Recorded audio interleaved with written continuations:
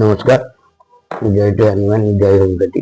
আজ আমি আপনাদের সামনে কোমরে ব্যথা বা লো ব্যাক পেন নিয়ে কিছু কথা আলোচনা করব। কোমরে ব্যথায় বা লো ব্যাক পেনে ভোগেননি এমন বয়স্ক মানুষ কিন্তু বিরল। যত দিন যাচ্ছে আমাদের ভুল জীবন পদ্ধতির জন্য এই রোগীর সংখ্যা বেড়ে চলছে।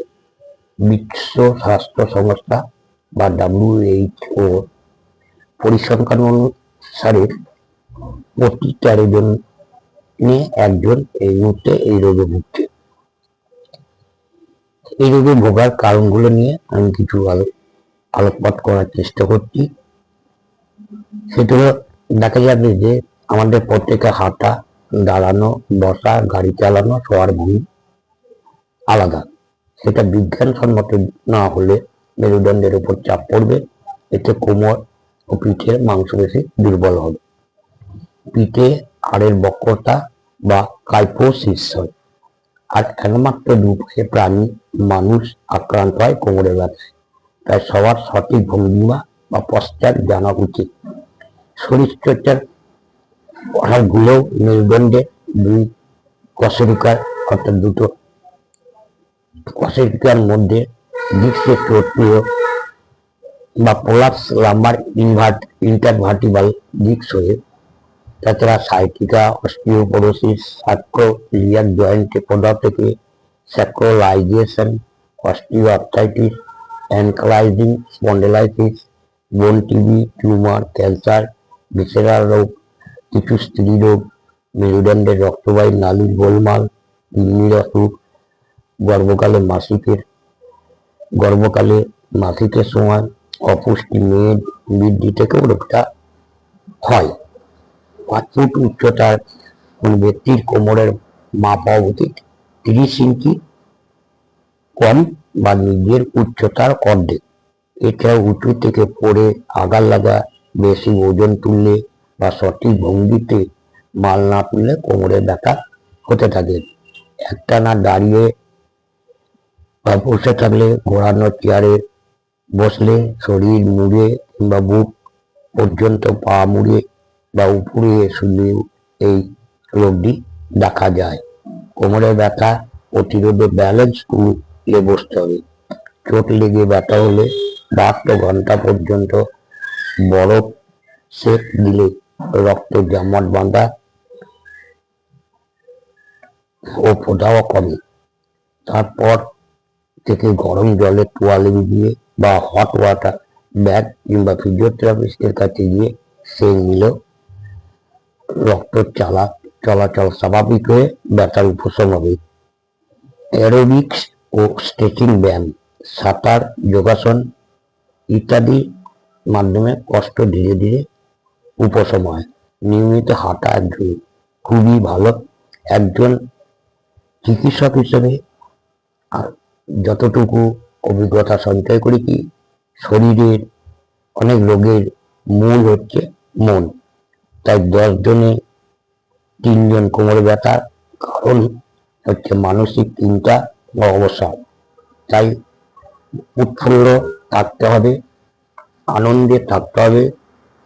স্বাস্থ্যসম্মত চেয়ার পাওয়া যায়, যাদের দীর্ঘকাল বসে কাজ করেন তাদের এই চেয়ার ব্যবহার করা উচিত।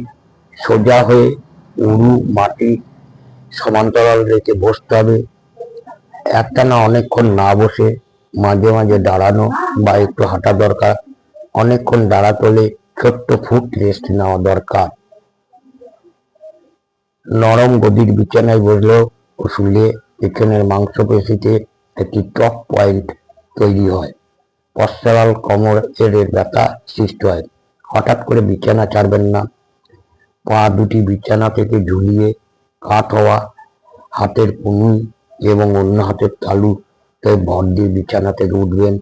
মহিলারা তরকারি কাটা, মশলা বাটা, ঘরঝাড় দেওয়া ও মোছার সময় কোমর সোজা রাখবেন, তাহলে কোমরের ব্যথা থেকে অনেকটি রেহাই পাবেন। তাছাড়া হিল খোলা জুতা পরা একদম বন্ধ করুন। ওজন কমাতে হবে, ওজনকে নিজের কন্ট্রোলে রাখতে হবে। চিকিৎসকের কাছে গিয়ে শোয়ার ও বসার সঠিক দৃষ্টিভঙ্গি দেখে নিলে শোয়ার বা বসার মূলে ব্যথা হবে না।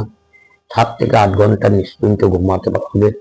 অসহ্য ব্যথা, ঝিনঝিনি, অসাড়তা, হাঁটতে গেলে পা খিচে ধরা, ব্যথা একটা বা 2 পায়ে নামতে পারে।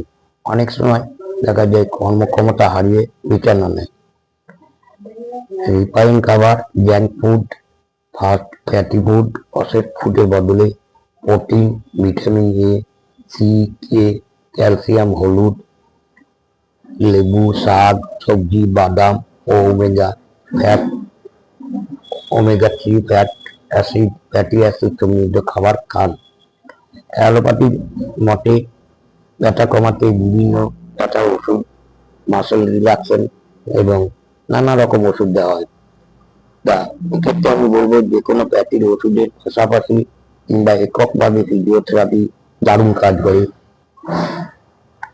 আমাদের হোমিওপ্যাথিতে এই ব্যাক পেনের সুন্দর চিকিৎসা আছে। সঠিক হোমিওপ্যাথের নিকট যান, তিনি হ্যানিম্যানের দেখানো পথে আপনার এই রোগ থেকে নিরাময় করবে বা সঠিক চিকিৎসা করবে। তাছাড়া আমি বলবো কিছু ব্যায়ামের কথা, আপনার যোগাসনের নাম, যেগুলি করলে আপনি অবশ্যই ভালো থাকবেন, যেমন শলভাসন, ভুজঙ্গাসন, পশ্চিমাসন, সর্পাসন ইত্যাদি যোগব্যায়াম হলো ব্যাক পেনের পক্ষে খুবই উপকারী। 90% মানুষ জীবনের কোনো না কোনো সময়ে কোমরের ব্যথায় ভোগেন, কিন্তু চিকিৎসা ও জীবনযাপনে, সঠিক জীবনযাপনে 90% মানুষই বা রুগী সুস্থ হয়ে ওঠেন। আজ এই পর্যন্ত।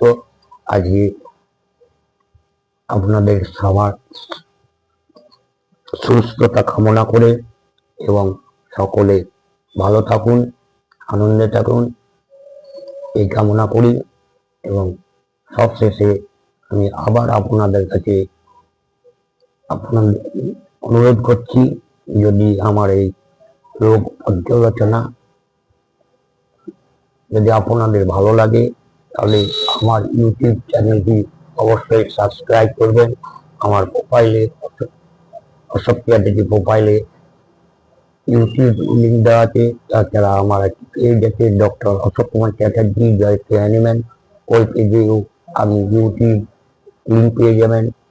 তাছাড়া ইউটিউবে গিয়ে আপনি যদি doctor Ashok Kumar Chatterjee DHMS search করেন তাহলে আমার ইউটিউবের প্রত্যেকটা ভিডিও আপনি দেখতে পাবেন। তাই আপনাদের কাছে আবার অনুরোধ করছি, আপনারা আমার ইউটিউব চ্যানেলটি সাবস্ক্রাইব করবেন, যাতে করে সকলে দেখতে পারে এবং সুস্থ থাকতে পারে। আজ এখানেই শেষ করলাম। সকলে ভালো থাকুন, আনন্দে থাকুন। জয় শ্রী হনুমান, জয় হনুমান।